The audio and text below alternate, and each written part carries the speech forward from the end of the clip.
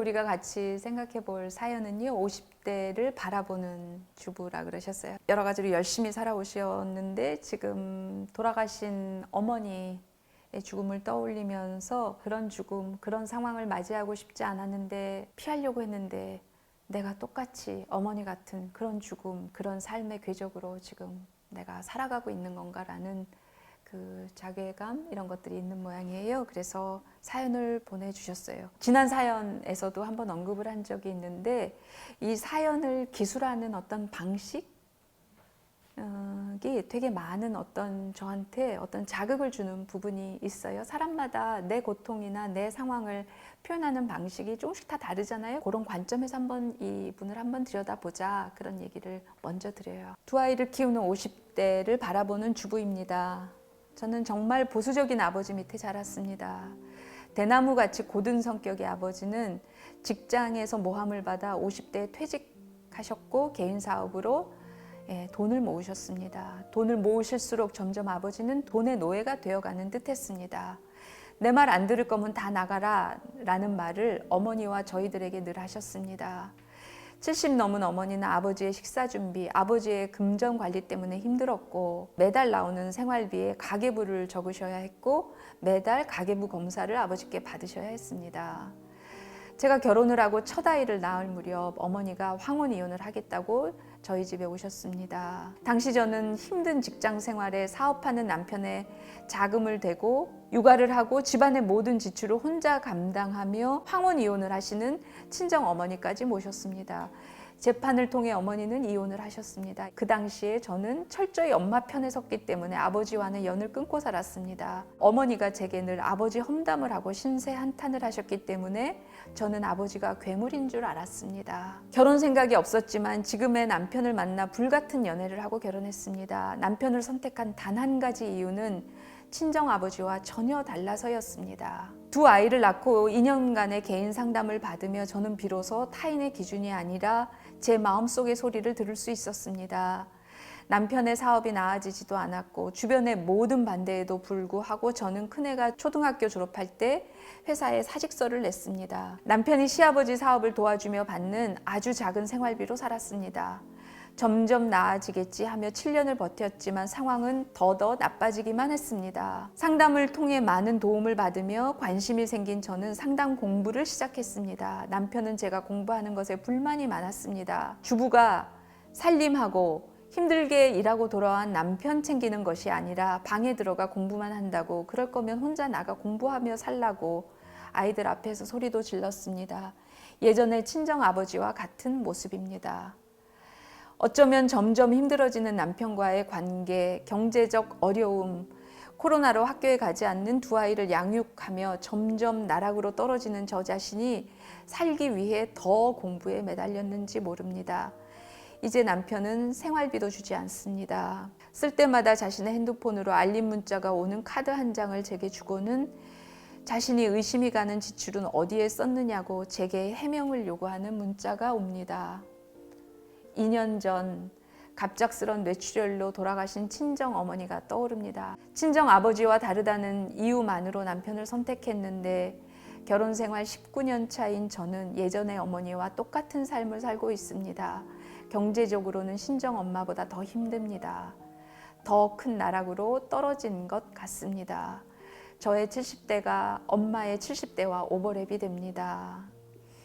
저는 벗어나고자 발버둥 쳤던 어머니의 삶을 지금 그대로 살고 있는 것 같습니다. 제가 견딜 수가 없어 그저 조용히 사라지고만 싶은 마음입니다. 이러지 말아야지 하면서도 아침에 눈을 뜨면 어제와 똑같은 하루. 저 혼자만으로도 힘든 이 시기에 사춘기를 겪고 있는 두 아이들로 인해 저는 다시 또 나락으로 떨어집니다. 죽음에 대한 얘기가 본격적으로 나온 것은 아니지만 갑자기 돌아가신 엄마의 삶이 본인의 삶과 오버랩이 되면서 나도 언제든지 저렇게, 그러니까 황혼 이혼하셨고 스트레스가 너무 많으셨고 딸네 집에 이렇게 있으면서 사셨고 70대까지 가계부 검사를 받으면서 사셨다니까 그 정신적인 고통 말도 못할 거고, 근데 이제 본인도 지금 어쩌다 보니 잘 살려고 여러 가지 애를 썼는데도 지금 그렇게 오버랩이 되시는 모양이에요. 삶과 죽음이 이렇게 딱 두부 못 자르듯이 나눠지는 것이 아니어서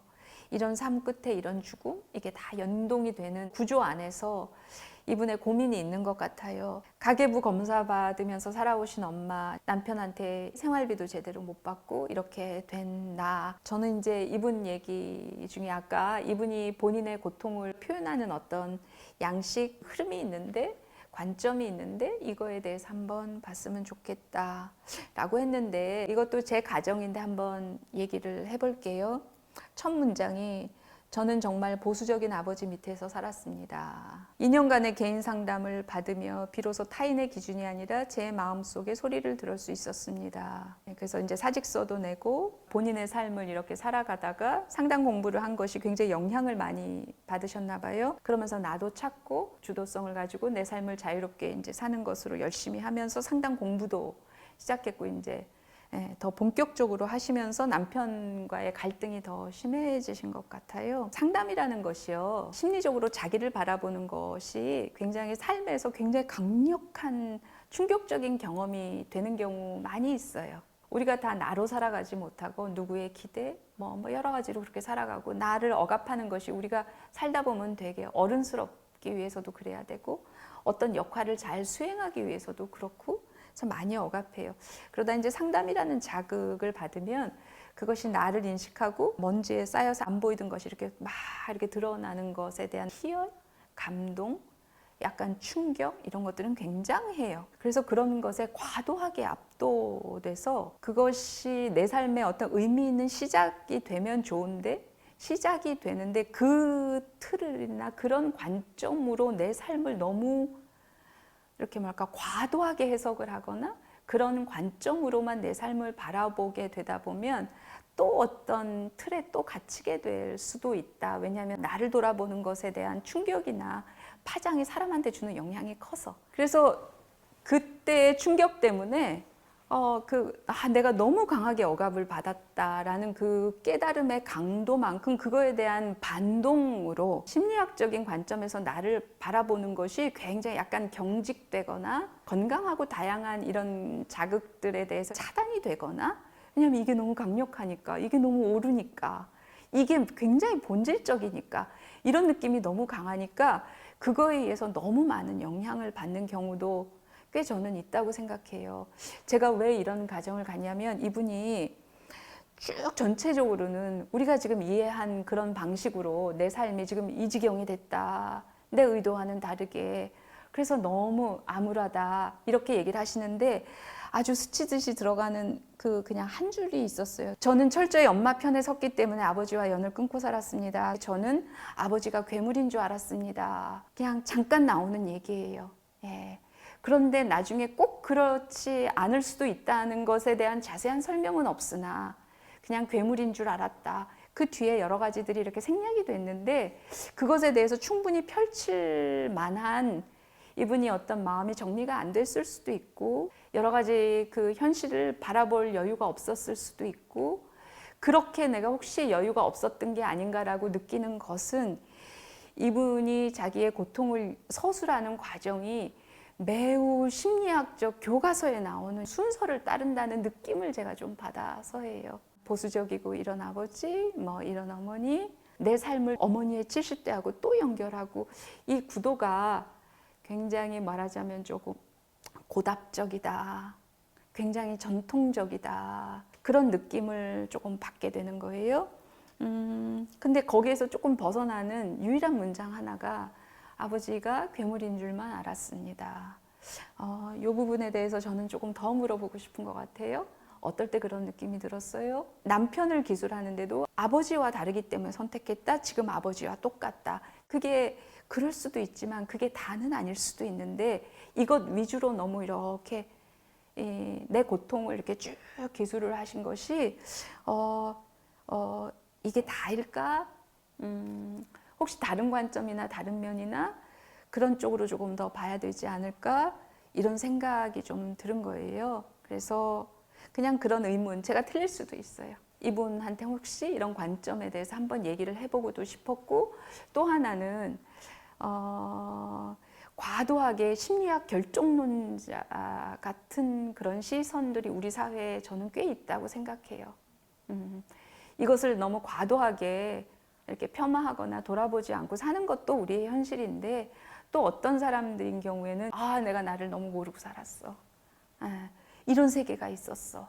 이거에 과도하게 경도가 되다 보면 또 다른 도그마에 빠지듯이, 혹시 그래서 생기는 그 경직성 같은 것들이, 단순성이나 이런 것들이 있는 경우를 제가 주변에서 사실은 많이 봐요. 이걸 읽으면서 너무 심리학 교과서 같은, 그것도 굉장히 오래된 심리학 교과서에서 사람이나 어떤 갈등을 기술하는 그런 느낌을 좀 받아서, 근데 이런 경우 저는 흔치 않게 많이 보고 이렇게 드물지 않게 보거든요.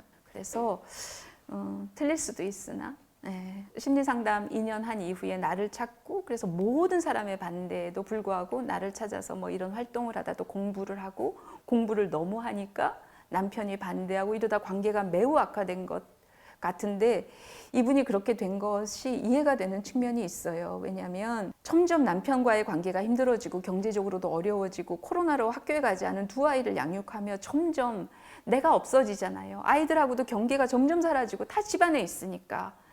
그러니까 얼마나 엄마로서의 경계가 침범이 되고 내가 존중받을 수가 없고 경제적으로 어려워서 그렇고 남편하고도 갈등이 있어서 그렇고, 그래서 저 자신이 살기 위해 공부에 매달렸는지도 모릅니다.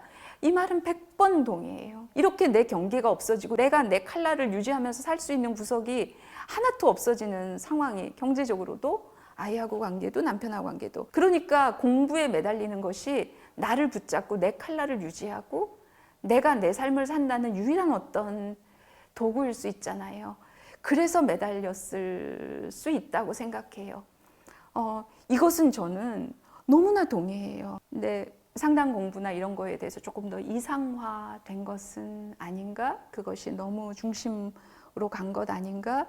그래서 남편하고의 관계도 그것 때문에 더 악화시키는 부분이 있는데, 그거를 못하게 하면 내가 내 칼날을 유지하고 생명의 동아줄 같은 건데, 이거를 끊으려는 시도로 보여서 이렇게 갈등을 하게 될 수는 있을 것 같아요. 근데 이런 상황, 그런 인식, 나는 그런 마음은 훨씬 공감이 가는데, 그것보다도 남편이 알고 봤더니 아빠랑 똑같다, 이런 것은 좀 어떻게 보면 심리학에서 말하는 상투적인 해석일 수도 있다. 그렇게 규정을 하다 보면 돌고 돌았는데 나는 운명적으로 우리 엄마랑 똑같은 인생을 살고, 나는 피하려고 했는데 내 남편 아빠랑 똑같은 인간이었고, 지금 살짝 얘기하는데 뭔가 더 알고 싶다, 뭐가 지금 분명하지 않다는 느낌이 자꾸 든다는 거죠. 지금 이제 이분이 현장에 없기 때문에 직접 더 얘기를 해보고 그런지 아닌지 제가 뭐 단언을 할 수는 없지만, 그냥 그런 느낌이 든다, 이런 쪽에서도 한번 열어놓고 생각을 해보셨으면 좋겠다. 그리고 이분의 사연 때문에 우리한테 굉장히 중요한 화두를 줬다고 생각해요. 그래서 내가 엄마와 같이 이렇게 비극적으로 살다가 이렇게 비극적으로 죽게 되는 거 아닌가, 내가 똑같아지는 거 아닌가 라는 것이 지금 해석의 첫 단추가 잘못돼서 이렇게 가다 보니까 거기까지 갔는데, 나는 문제가 그게 아닐 수도 있겠다라는 마음이 들어서 질문을 던지고 싶은 거죠. 네, 좀 뭐 들으시면서 제 생각과 다를 수도 있어요. 어떤 부분에 굉장히 공감이 됐을 수도 있고, 우리 열어놓고 생각해보면 좋겠어요. 어떠세요? 어떤 느낌을 가지세요? 저는 심리학에 대해서 얘기해 주셨던 부분이 저한테 되게 공감되는 얘기였거든요. 저도 이렇게 뭔가 어린 시절을 돌아보고 내가 괴로웠던 일들을 다시 끄집어내 보면서 내가 이걸 모르고 있었구나라는 충격에 이제 심리학 책이나 뭔가 공부 같은 걸 막 하기 시작했거든요. 근데 그거를 처음에 할 때는 제가 몰랐던 저의 모습을 돌아보는 데 도움이 되긴 되죠. 했지만 계속 그걸 공부하면서 그 관점에 매몰이 되는 것 같은 거예요. 역시 뭐 이런 측면이 있었어 하면서 지독한 자기 연민에 빠지기도 하고, 아니면 뭔가 부모님의 마음에 들어 하지 않던 특성을 내가 물려받게 되겠구나라는 어떤 운명 같은 거에 사로잡히는 그런 절망감도 있었고, 이런 걸 계속 생각하다 보니까 본질을 잃고 계속 그 괴로움에 제가 매달려 있는 것 같은 거예요. 그래서 지금은 거기서 좀 벗어났지만, 그 아까 사연자분의 이야기를 들으면서, 그리고 선생님께서 그거에 덧붙여서 이 얘기를 해주시는 걸 듣고 확실히 이 부분은 심리학 공부를 하면서 굉장히 짚어봐야 할 항상 잊지 말아야 할 문제인 것 같다고 생각을 하게 됐어요. 네. 우리가 이렇게 깊이 있게 나를 성찰하지 못하다 보면 너무 현상적으로 그냥 기능적으로만 내 삶을 바라보게 되고 그래서 본질을 놓치는 측면 뭐 있을 수 있잖아요. 그래서 우리가 뭐 내 속마음을 들여다보고 심리학을 공부도 해보고 상담과 관련해서 여러 가지 관심을 갖고 그러면 훨씬 더 근원적인 것에 대한 시각이 생기는 건 맞죠. 근데 여기에만 매몰이 되다 보면 현실 감각이 없어져요. 근데 그런 경우도 나는 굉장히 많이 접하거든요. 현실하고의 연결고리가 끊어져요. 어떤 경우에도 건강한 균형이 필요한데 공부에 굉장히 매몰이 되셨다. 아니 처음에는 매몰은 아니죠. 나를 찾기 위해서 굉장히 중요한 결단을 내리고 정말 잘하셨던 것 같고 일정 부분까지는 자기를 찾고 자기를 지탱하고 하는데 되게 역할을 했을 거라고 느껴요. 근데 이제부터는 조금 혹시 이런 측면에도 생각을 해봤으면 좋겠다. 그것이 마치 전부인 것까지 혹시 바라보시는 것 아닐까? 그게 생명의 동아줄이긴 했으나 계속 동아줄은 아니다. 그 동아줄 잡고 있느라고 다른 많은 것들을 오히려 놓칠 수도 있다. 우리 삶은 굉장히 다면적이고 내 본질을 놓치지 않는 것도 중요하지만 언제든지 중요한 것은 현실 감각을 놓치면 안 되거든요. 그래서 현실과의 연결고리가 잘 보이는 게 잘 없어서 그런 기술들이 많이 없어서 그것이 조금 마음이 쓰여서 제가 이분 사연을 본 김에 이런 질문과 우리가 생각할 거리를 한번 다시 한번 말해봤어요. 선생님이 이제 그 사연의 표현 방식, 서술하는 방식 이런 거를 한번 유의해서 들어보라고 하셔서 그냥 지금 남아있는 이미지로는 그래서 이분이 지금 어떤 마음이신지가 잘 구체적으로 느껴지진 않는 것 같고 네, 좀 그래도 그 와중에 기억에 남는 건 마지막 부분에 사라지고 싶다고도 하셨고 하지만 오늘도 저는 나락으로 떨어집니다 라고 하셔서 진짜로 여쭤보고 싶어요. 그게 어떤 상황이시고 어떤 마음이시길래 그런 생각을 하게 되시는지. 그렇죠. 사라지고 싶다고 하는 게 이제 죽음에 관한 상상을 하신 거라면 사람이 힘들 때면 자연스럽게 하는 생각이 죽음인가 보다라는 생각도 좀 들었어요. 그럼요. 우리나라 사람들은요 활동을 하루 종일 밖에 나가서 일하고 집에 돌아오면 샤워를 하잖아요. 씻고 자잖아요. 근데 서양 사람들은 습관이 하루 종일 일하고 들어와서 샤워를 안 한대요. 그리고 자고 아침에 일어나서 나갈 때 샤워를 뭐 아닌 사람도 있지만 보통의 그 스타일이 좀 그런 게 더 메인이라고 우리가 생각하면 막 너무 꿉꿉한 것 같고 어떻게 하루 종일 먼지 뒤집어 쓰고 그랬으면 씻고 자야지 그런 생각을 하다가도 저는 혼자 그런 얘기를 들을 때마다 혼자 이렇게 생각해요. 마감을 이렇게 깨끗이 잘하고 싶고 그것에 마음을 쓰고 시간을 쓰고 에너지를 쓰는데 그 사람들은 이렇게 나가서 일하는 것에 대해서 더 방점을 찍나? 그러니까 더 삶에 열려 있고 우리는 뭔가 이렇게 종료하거나 마무리 짓거나 이른바 죽음 예를 들어서 그런 것에 더 가까워서 우리한테 그런 습관이 있나 누가 시킨 것도 아닌데 보통 그런 생각도 하고 누가 이렇게 물에 빠져서 자기 삶을 버리거나 뭐 높은 곳에서 이렇게 할 때 신발을 벗어놓고 내리잖아요. 그럼 우리가 안에 들어갈 때 신발을 벗잖아요. 밖에 나올 때 신발을 신고 내가 선택할 수 있다면 마지막에 신발을 벗고 그래서 어디로 들어가는 것인가? 거기가 더 집이나 고향이나 본류나 이런 것인가? 그런 생각도 하고요. 어떤 날 막 이렇게 날이 화창하거나 바람이 불거나 스산하거나 그러면 그냥 턱없이 어렸을 때도 내가 왜 이런 상황도 있는데 왜 나는 자살을 안 하고 이렇게 아직도 살아있을 수가 있을까? 죽을 수도 있는데 죽고 싶은 마음이 들 수도 있는데 뜬금없이 그런 생각들을 늘 많이 했어요. 그래서 나도 왜 그런 생각을 할까? 한참 생각했는데 이제는 그런 생각을 별로 언제부턴가 안 하게 되는 것 같아요. 할 수 있는 생각이다. 죽음이라는 것은 모두가 다 갖고 사는 거고 우리가 모두 예외가 없는 것이 우리 삶의 죽음이라는 거니까 우리의 깊은 무의식 안에 그런 것이 있는데 인간인 이상 어떻게 죽음에 대해서 생각을 안 하고 살까?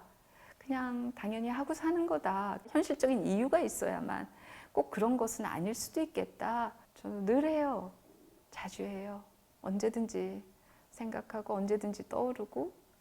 근데 이제는 그런 마음이 들어서 그런지 그것이 이렇게 불편하지는 않게 돼서 다행이고 좋고 편안하고, 그런데 늘 하죠. 이분의 사연을 다 들었는데도 그래도 더 좀 물어보고 싶다. 아직 명확하지 않다라고 한 것이 그래 똑같은 느낌이에요.